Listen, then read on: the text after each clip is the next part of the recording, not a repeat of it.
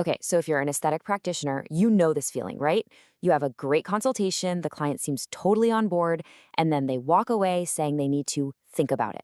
Well, today, we're going to tear apart that old script and give you a new playbook, one that's all about turning those hesitant conversations into confident conversions. Right, let's just set the scene here, because it's so common. You've done everything by the book. You explained the procedure perfectly. You showed some incredible before and afters. You answered every single technical question. The client is nodding. They seem impressed. And then, nothing. They walk out the door without booking. It's this super frustrating cycle, and it leaves so many amazing practitioners just wondering, what am I doing wrong? This is the million-dollar question, isn't it? It's the phrase that just echoes in clinics everywhere. The client seems sold on the result, but some invisible barrier is holding them back.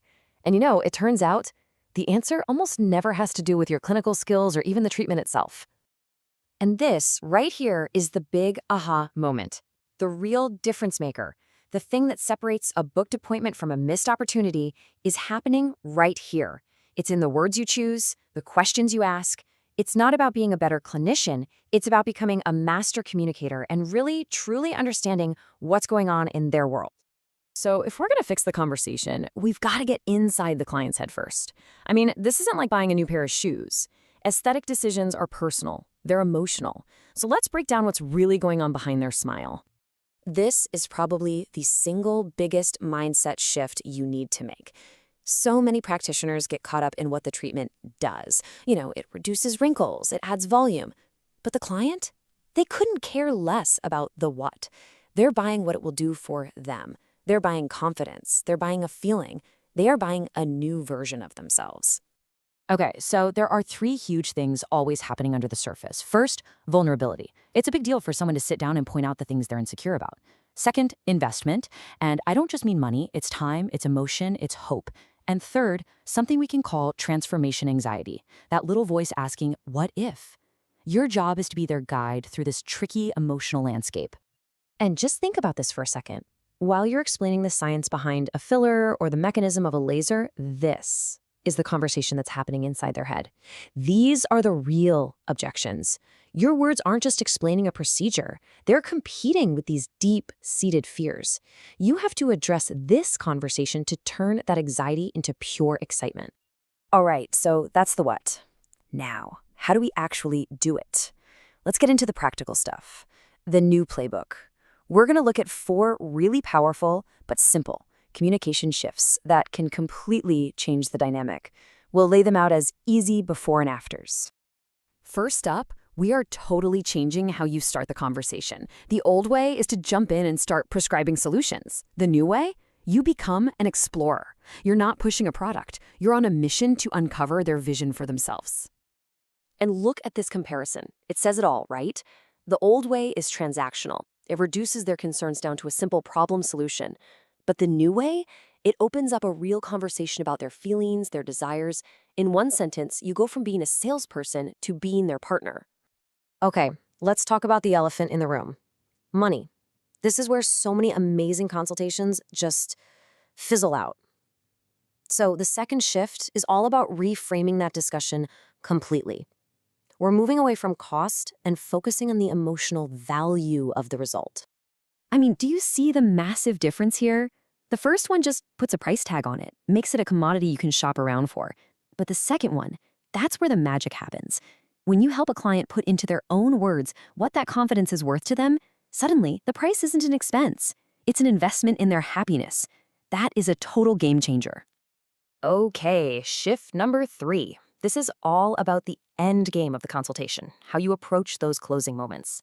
Instead of pushing for a hard yes or no, your goal is to become a readiness reader. You're gently figuring out where they really are and what obstacles might still be in the way.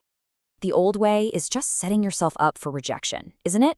It's a closed yes or no question that makes not yet the easiest answer. But the new way? Wow. It's an open invitation. You're basically saying, tell me what's really on your mind. It lets you uncover the real hesitation, whether it's timing, money, or just a little bit of fear, so you can actually address it. And our last shift, this one acknowledges something we all know, but maybe don't say out loud. These big decisions are very rarely made in a vacuum. This approach takes all the pressure off by recognizing and even validating the client's support system. That first question, do you want to move forward today? Man, that's a pressure cooker. It's what causes the I'll think about it response. But the new way shows you get it. It sends the message, I respect your process, and it positions you as this thoughtful advisor who understands that a partner or a best friend might be part of this. It builds so much trust. So, when you start weaving all of these little shifts into your conversations, something really big happens. It's a fundamental change in your role.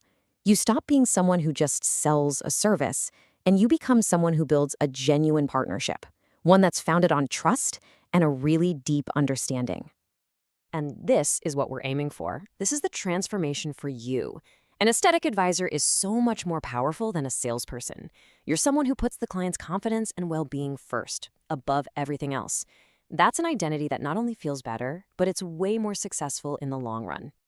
I absolutely love this quote because it just hits the nail on the head. Your clinical skills, yeah, that's the price of entry. That's what gets people to book the consultation.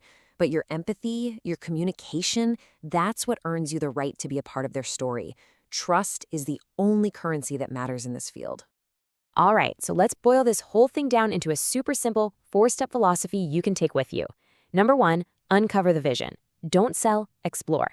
Number 2, articulate the value. Connect the treatment to their life. 3, build the partnership. Show them you're on their team. And finally, number 4, empower the decision. Make it easy and safe for them to say yes. At the end of the day, it really is this simple. Make this one mental shift, and I promise you, your clients will feel it instantly. Your entire conversation will change, and your practice will start to grow in a way that feels so much more authentic and, honestly, way more rewarding. So I'm going to leave you with that one question to really think about. It's a simple question, but the answer could change absolutely everything about how you walk into your very next consultation. Thanks so much for diving into this with me.